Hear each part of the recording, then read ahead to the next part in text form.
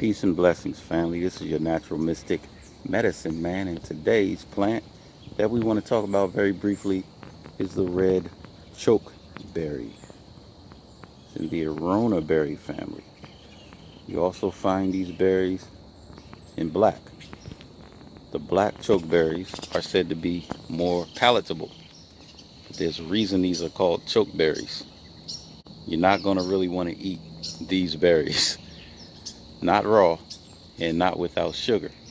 But of course, we recommend eating them or using them, not necessarily eating them raw, but using them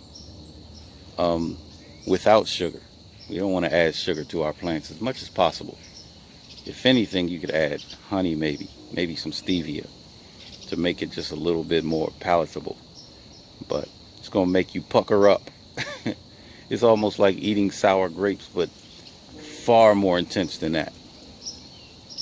These red chokeberries or arona berries are high in vitamin C.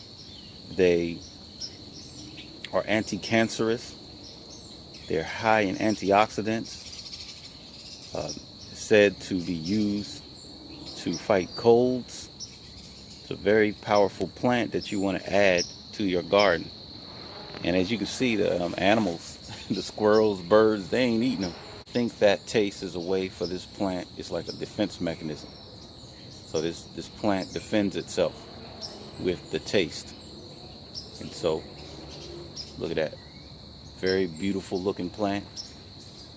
And right here, it doesn't get full sun because of this privacy fence and it's under a couple of trees. But it usually blooms right here in mid-fall. This has been your natural mystic medicine man with more good news from nature. Nature's always going to give us what we need.